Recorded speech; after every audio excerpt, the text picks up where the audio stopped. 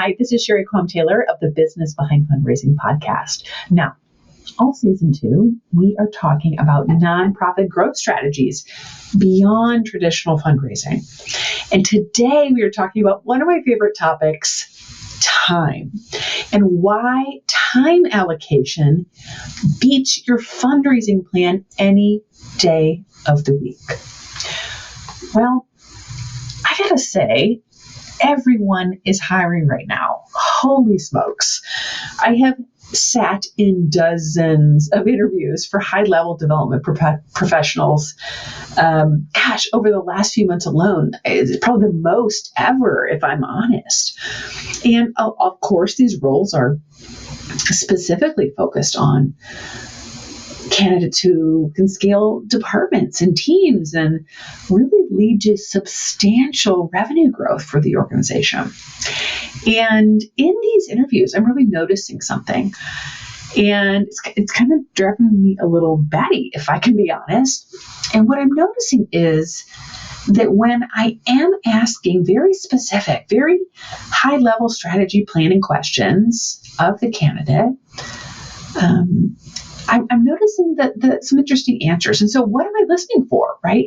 I'm listening for how that person has generated revenue by aligning their hours with dollars so that they have reached said strategy or said results. I'm listening that they know how to manage and lead in direct alignment with the organization's growth plans, with the strategic plan, with the budget. I'm not asking about tactics.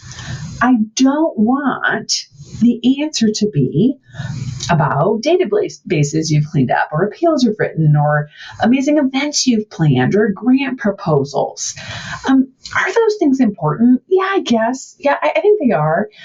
But when organizations want to scale by millions, that's not what I'm listening for. Let me see that you understand the business behind fundraising. That tells me that you are able, as a fundraiser, to have investment level conversations with donors, with entrepreneurs, with leaders who are also scaling organizations. Tell me you can sit at the table with these types of people and have that CEO to CEO conversation. If your fundraising activities or plans aren't aligned with your organization's long-term strategies and goals, then it's always going to be more tactics, and you're always going to default to talking about more tactics. And to be honest, this is how too many teams and departments and organizations get stuck on that spin cycle. And we cannot scale our revenue in general if we're stuck on the spin cycle and we're not aligning our hours with dollars. And so I often wonder, like a phrase I use, if you've listened to my podcast and webinars for any amount of time now, you hear me always say, fundraiser, your time is the most valuable asset to the organization. I say that all the time, and to be honest, I get head shakes like, yep, in total agreement here, Sherry. But then sometimes my follow-up statement gets a confused look. And so what I'll say is, okay, your time is the organization's most valuable asset. And so every hour you do spend fundraising must be focused on higher results. And what do I mean by higher results? I mean larger, unrestricted gifts. Those gifts that give the organization ultimate flexibility to invest back in growth, invest back in infrastructure, invest into all the things that allow you to do the amazing things within your strategic plan. And so if you're thinking like, okay, well, that I get it, but I wear too many hats, or my staff is wearing too many hats. This is where you as fundraisers, the biggest thing oftentimes I can help people with is really helping them see what they need to stop doing that frankly is taking way too many hours and resources, and what you need to start doing. And all these things that we need to stop doing, these are the things that are keeping you or blocking you from really growing your revenue in the first place. And if I'm honest, it often is the thing that is keeping major donors from even giving to you. And so you have to be able to stop the things and really have some of those tough discussions. All the things that, well, we've just kind of done that every year. Or maybe these were fundraising activities that really worked well before the pandemic. They're going to be the things that take you to that next step. You have to do this first so you can start doing the things that generate the size donations you need. So you can do all those things in your strategic plans. And to be really honest, I see too many teams get this backwards. Hop in the fundraising silo, all the things that keep us busy, all the things that, the board had an idea we should do this. Maybe, I saw a friend do this. Maybe we should start that. These are not the things that are going to fully fund your strategic plan. These are the things that are going to keep you busy, but they are not the things that you need to be doing to yield larger amounts of unrestricted dollars.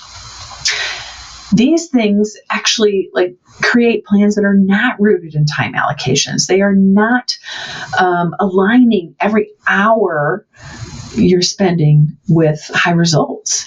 And so I would say, even to leaders who are listening here, a lot of times this is not the fundraiser's kind of fault, if you will. The entire sector tells people to do it this way. Tells people there's the quick fix. You just do this, and bada bing, here we go. That is not how this works.